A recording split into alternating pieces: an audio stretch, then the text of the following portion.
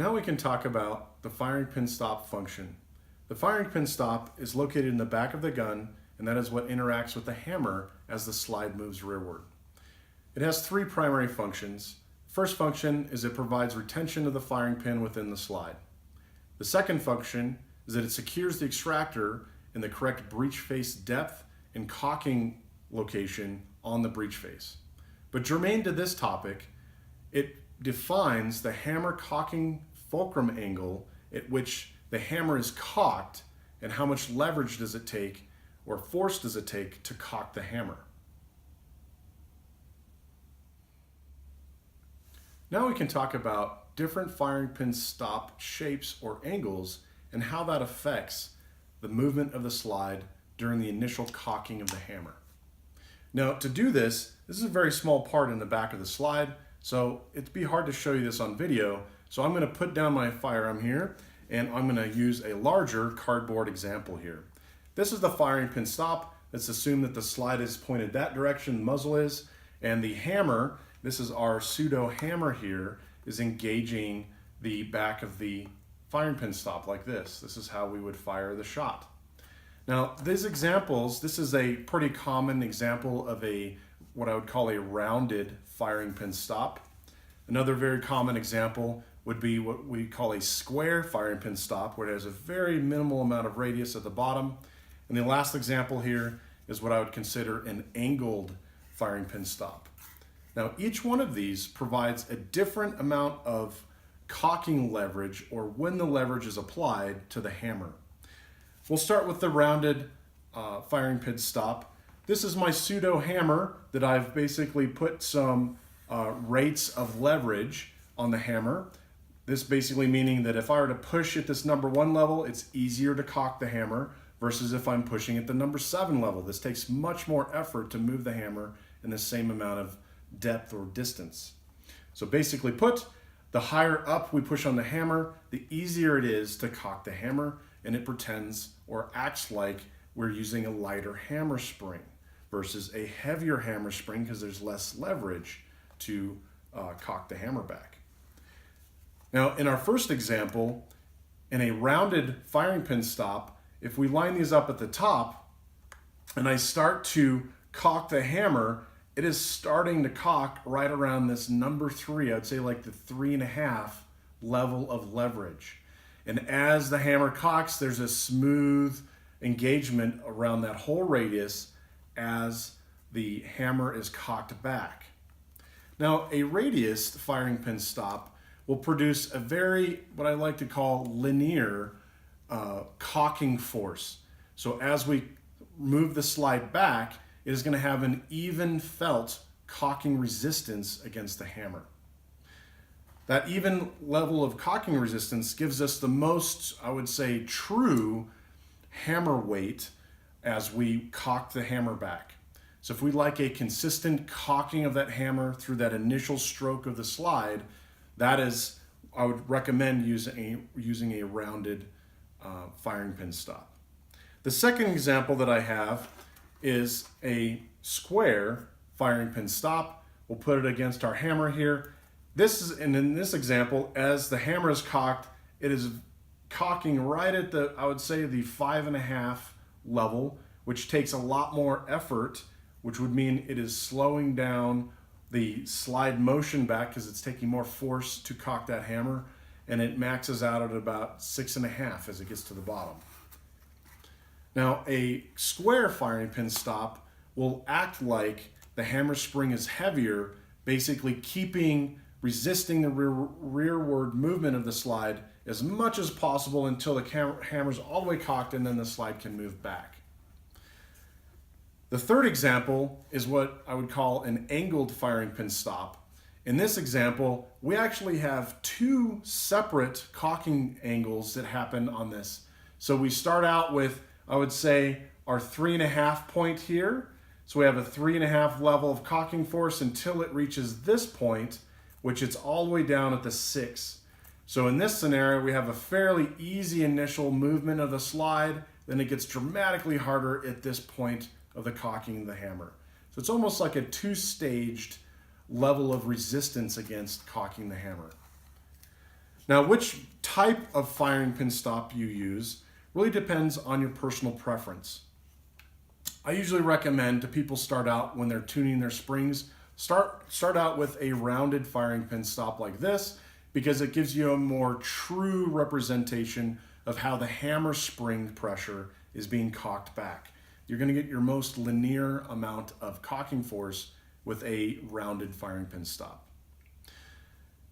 If you have the proper amount of cocking force, but you want to increase it, you can go to a square firing pin stop, which will generate much more leverage required to cock the hammer back, which in turn reduces slide velocity. Okay? Now, just like the hammer spring affects both the tip up of the muzzle and as the slides all the way back, that slide bottoming out force, these firing pin stops do basically the same thing, just to a smaller magnitude. Okay. Now, I would consider in my testing, if I were to switch between these two firing pin stops, to me this would feel like maybe a 1 or 2 pound difference in hammer spring. Okay. Now, there's nothing stopping me from simply keeping a rounded firing pin stop and putting a 2 pound heavier recoil or hammer spring in there. Or I could put if I like the weight of that hammer spring, I can put a squared firing pin stop in there and gain that pseudo 2 pounds of hammer force. This is personal preference around how you like the gun in those two different movement profiles. So I'm going to grab my gun here again. We still have those two profiles. The first is the tip up. The second is the bottom out of the slide. Okay. The more rounded the firing pin stop is going to be, the easier it is, the less tip up you're going to have, or potential for tip up you're going to have. But you could have a bigger scenario of the bottoming out happening because it is easier to cock the hammer. If you have a square firing pin stop like this, it's going to promote the tip up before the slide starts to come back, and you're going to have less slide velocity because it's resisting that effort to come back. It's going to act like it's a heavier hammer spring. Now, it's up to you if you want to try a 2-stage or an angled firing pin stop that creates two different profiles of leverage against that cocking of the hammer. And this is really a personal preference scenario on what you want it to do. But basically put, the firing pin stop angle is very, very similar to just changing the hammer spring.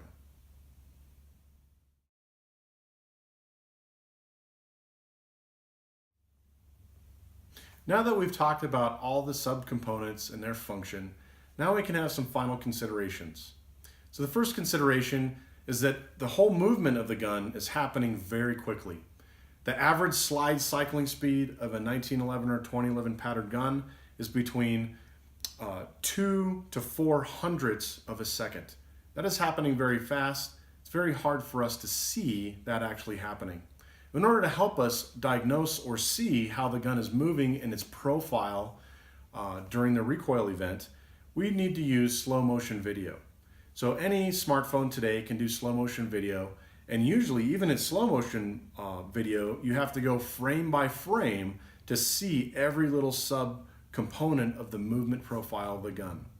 When I'm doing my testing, I exclusively use slow motion video to confirm what is really happening during the tip up, the slide bottoming out, and the snapping back forward. We have to tune those 3 different elements. We want it to tip up the least amount possible. We want it to flip the least amount possible when it bottoms out. And we want it to return back to level when the slide snaps back forward.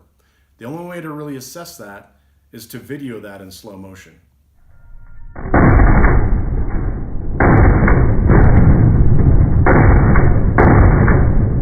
The second consideration is that all these separate components have a slight effect to one another. For example, increasing the recoil spring rate will also slow down the overall slide velocity, which acts like you're using a heavier hammer spring. If you want to increase the recoil spring weight to help bring the muzzle down after slide snaps forward, but also want to maintain the same overall slide velocity, you'll need to use a lighter hammer spring. You need to balance these components together. When you change one, you're likely going to have to change the other to keep all three of these elements of movement in the same function or desired movement.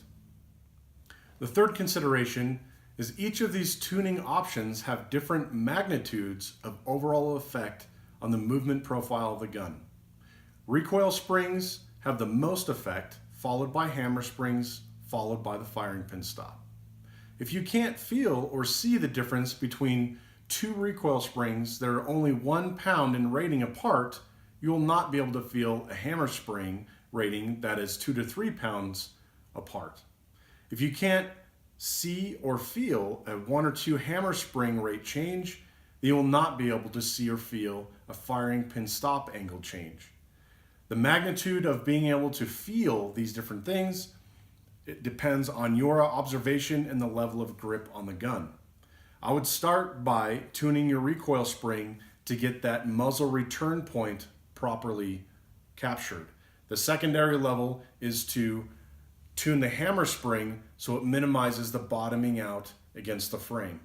The last profile is more of a felt or how do I like the tip up and the bottom out to feel initially or at the end of the stroke is the firing pin stop. So adjust the recoil spring first, hammer spring second, then play around with the firing pin stop. Consideration number 4.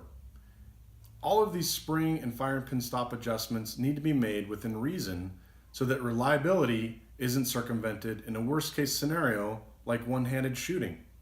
Don't assume that an optimal two-handed grip setup will also work reliably when you shoot one-handed.